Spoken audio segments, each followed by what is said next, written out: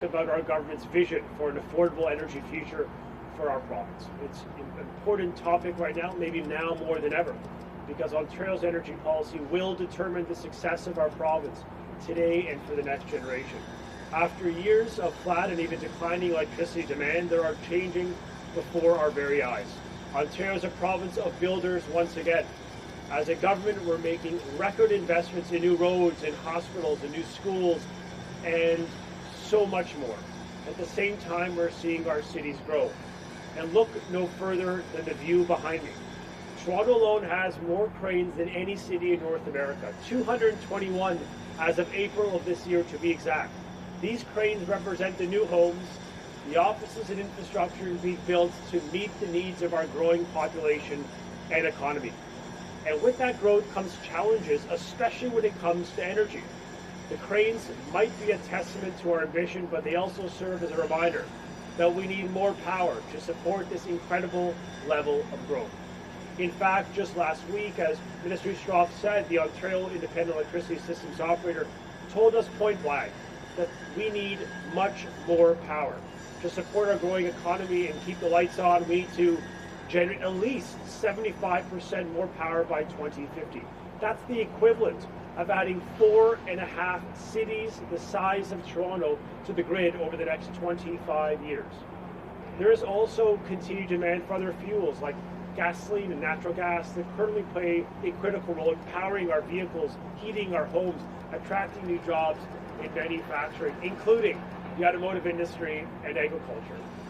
It's demand that speaks to what Ontario workers can do when governments help create the conditions for long-term success. We're advancing a competitive, all-of-the-above approach, an all-of-the-above approach to meet the growing demand while reducing our emissions. And as a result, we have one of the cleanest, most affordable grids in the world, and companies and foreign investments are surging into our province. And while these investments are creating more jobs with better paychecks in every region of our province, they're also putting unprecedented demand on our clean power grid. We need to act today to deliver affordable energy tomorrow as we build for the next generation, for our kids and our grandchildren. And that's why today I'm pleased with Sam to announce our vision for Ontario's affordable energy future. Because unlike the previous government, where in most jurisdictions on earth, Ontario has a credible roadmap to meet surging demand. And that is our choice, a pro-growth agenda that centers affordability as the key driver of an all-of-the-above approach to energy planning. Or we can go back to the costly energy experiments that drove up energy bills that the Liberals undertook that led to some of the highest energy rates in the continent. And unlike previous governments, our government is implementing an all-of-the-above energy strategy that keeps costs down and the lights on for our families and for our businesses. Our government will always choose growth, will always choose affordability. In fact, our vision is centered on the needs of families as we remain relentlessly focused on keeping costs down as we grow our economy. It's also rooted in ambitious work well underway as we lead in this province the largest expansion of nuclear energy on the continent, the largest competitive energy procurement in our province's history, and a massive expansion of our transmission network to support growing manufacturing and the housing sectors too. But to get this right, we need to move away from the previous approach of silos. That's what next year, informed by public feedback on our vision, will allow us to introduce the province's first ever integrated energy plan that will bring together every part of the energy sector to fuel our growing economy and to keep rates down for families, so that Ontario never again pursues the disjointed, short-sighted, costly ideological approach of governments of the past, because there is so much more to do. And what previous generations have done for us, I think about our great-grandparents that built the first hydroelectric dams at the turn of the century, our grandparents that initiated our nuclear fleet in the 1960s, and it will be our generation and our government that builds for our children and for our future. Our plan will keep energy bills down through a competitive all-the-above approach that delivers more reliable, affordable power to our families. And that is to put in place the building blocks for our future prosperity. And we find the right balance, and when we find that right balance of opportunity for prosperity, it will extend beyond our borders too. The truth is there is massive demand for clean energy around the world. And not only will our government ensure we meet our own domestic demand, first and foremost, to deliver energy for Ontarians, but we see a chance too to cement our position as a net exporter of clean energy and technology to our neighbours and our allies, all in service of reducing costs for Ontario families and creating jobs for Ontario workers. We choose non-emitting technology, not taxation, to reduce emissions. That is our alternative to the carbon tax. And let us be clear today by just saying that the challenges ahead for us are significant. If we're going to get this right, it will take a government that thinks through a generational lens, that builds and plans for the future, through an integrated plan, so that our economy today and our children tomorrow benefit from an affordable, clean energy future. And we pledge to you today that we will be ready for that challenge. I now want to introduce Daniel Tisch, the President of the Ontario Chamber of Commerce, to the podium today. Thank you all so much.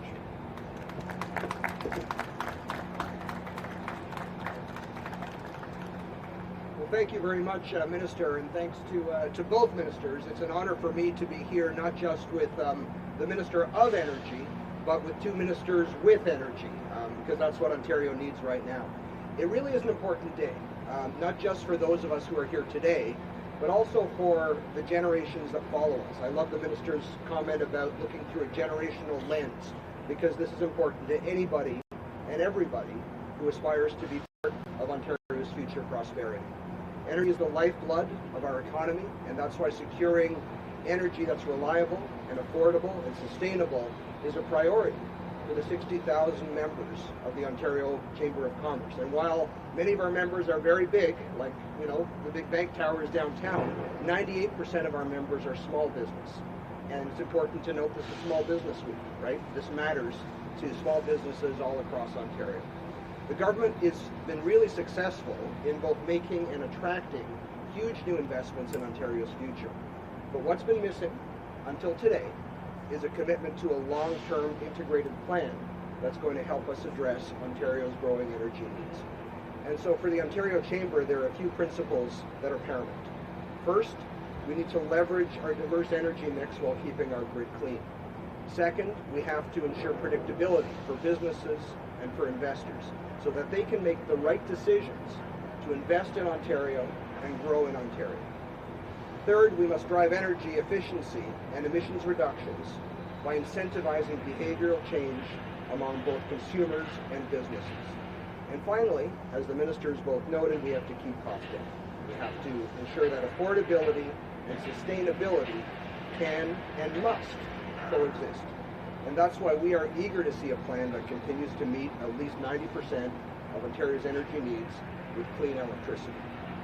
This will help us build and power housing for our people and infrastructure for our industries, and that is just the beginning. By leveraging Ontario's clean energy and clean technology advantage, as the Minister said, we can be and continue to be a leading destination for investment and for jobs. And even above that, we can create new opportunities for innovation in key sectors. So I'm thinking of critical minerals, of life sciences, of advanced manufacturing, to name just three examples.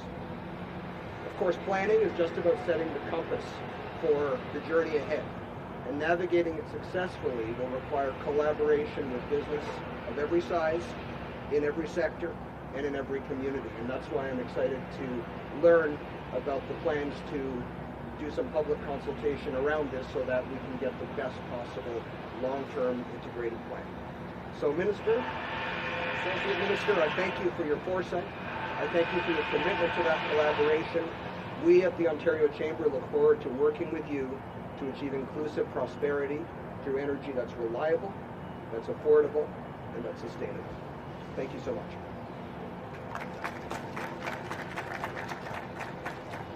Okay. We will now open up the floor to questions from the media. Please come up to the mic and state your name and outlet. As a reminder, it's one question, one follow-up. We'll start with our first reporter. Good morning, Siobhan. Good morning, Minister.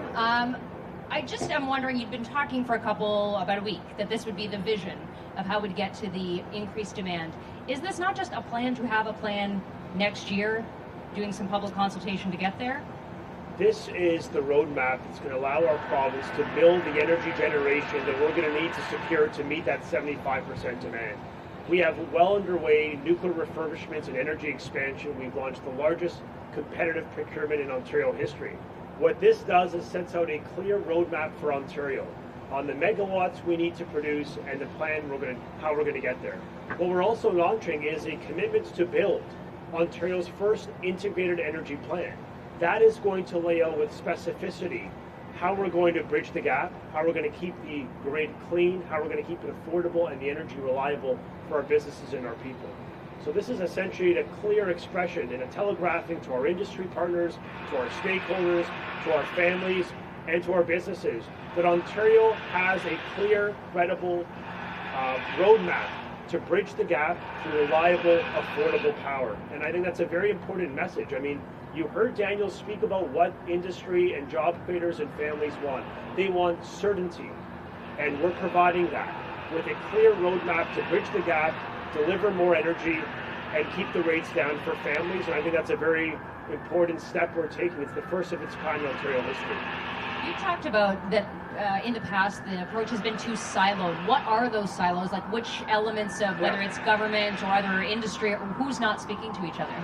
Well, right now within our ministry, within the Ministry of Energy, we treat each of these resources distinct. They don't communicate, they don't work together.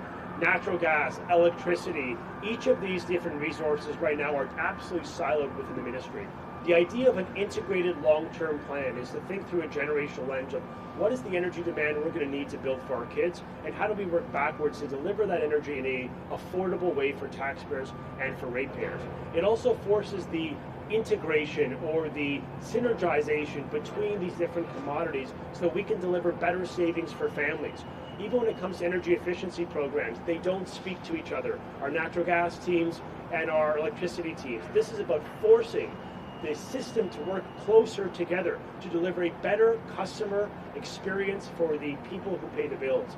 And ultimately, if we could reduce rates, provide certainty to business, and ultimately keep the energy grid clean, then we are doing the next generation right by setting them up for long-term success. What we are averting is the short-sighted, siloed approach of governments past that did not force the systems to work together to deliver a long-term vision. And another element that is net new here is the commitment for the province to look to use and leverage clean technology in lieu of taxation to reduce emissions and grow our economy. This is our alternative to the Liberal carbon tax. This is our plan to reduce emissions. In Ontario, this plan sets out a roadmap to reduce emissions by 3 times the amount of energy we're going to produce by year 2035. We have a credible roadmap to keep our grid clean, among the cleanest on earth, without imposing a higher tax to the people of Ontario. And I think it is important we telegraph that in the next 3-4 months, we're going to build a credible plan that's going to deliver energy security, keep the rates down, and help us as well send additional clean energy into the U.S. markets so that we can monetize that commodity for good. One of the things that you do talk about coming up in January is the expansion of an energy efficiency programs. Is that at the consumer level? So our program is about generating more energy and conserving energy. We need to do both, and we want to do both. And we already have conservation programs, but they are constrained right now to areas of the province that have demand challenges. And we believe as a government that everyone has a role to reduce their footprint. We want everyone to save money and everyone to be part of the enterprise of reducing the impacts on our grid. And so what this plan is, again, signaling is that we're going to be unveiling what will be a significant energy conservation program for families and for small and medium-sized enterprises. We are looking at giving every incentive possible to businesses to produce power for their own needs. That applies to families too, and also incentives to renovate their homes to help reduce the utilization of energy so we can reduce their bills. So it's the win-win. Reduces the demand and the peak that we need when we need that energy, and reduces families' bills, and that's part of the plan. One of the barriers I know for EV uptake, which you note is important in the roadmap here, is charging stations in homes. I know the government's been asked many times if you'd reinstitute this idea of new builds requiring to have an EV plug-in. Is that something as part of these discussions you'd be open to talking about again? We believe that the province could play a critical role to liberalizing the licensing regime to get more people, businesses, and industry in the game of charging stations to make them a more common infrastructure reality, so we can make it easier to purchase an EV with confidence that you can get power and recharge your battery wherever you are in the province.